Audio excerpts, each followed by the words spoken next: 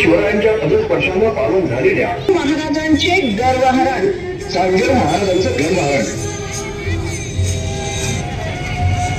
श्री क्षेत्र आळंदी नगरीत घडत आहे एक अद्भुत प्रसंग.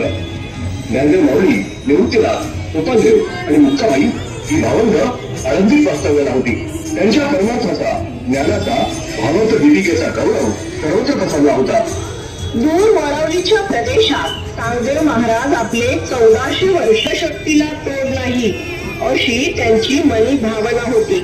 एके दिवशी चांगदेव महाराज आपल्या योग सामर्थ्याचा गाजावाजा करत वाघावर बसून पणपणणाऱ्या नागाला लगाम घालून आळंदीकडे निघालं. त्या अगोदर आपण आळंदीत येत आहोत यासाठी त्यांनी एक पत्र ज्ञानदेवांना पाठवलं.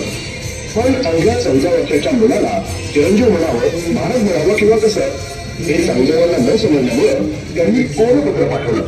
तेव्हा मुक्ताईने उद्गार काढले, 1400 वर्ष जगला तरी कोराशी राहिला. ज्ञानदेव माऊलींना कळलं की चांगदेव महाराज भेटायला येत आहेत, तेही वाघावर बसून. हे कळल्यावर त्यांना हसू आलं.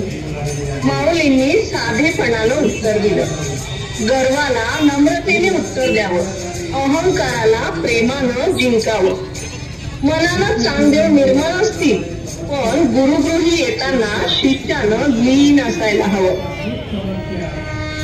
पैठणच्या धर्मपीठात ज्ञानेश्वर नावाच्या एका 14 वर्षाच्या मुलाने हेड्या काढून वेद वधवून घेतले.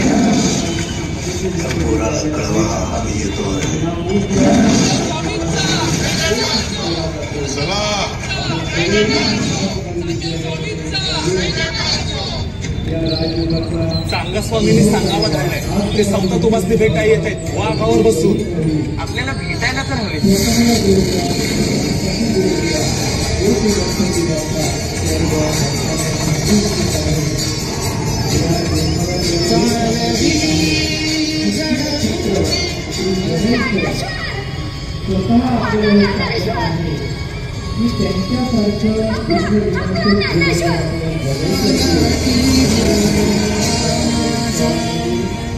व्यर्थ आहे माझं 1400 वर्षांचे आयुष्य. जीवसृष्टीवर सत्ता गाजवण्याच्या माझ्या सामर्थ्यावरती मला अहंकार होता. तुम्ही तर एक निर्जीव भिंत चालवली. अवगुणाचं ज्ञान झालं की तो निघून जाण्यास फार काळ लागत नाही. अशा रीतीनं चांगदेव महाराजांचा गर्व हरपला आणि ज्ञानदेव माऊलींच्या कृपेमुळं त्यांना खरी नम्रता, खरी भक्ती आणि आत्मज्ञान प्राप्त झालं. रामकृष्ण हरी. एखाद्याची संकल्पना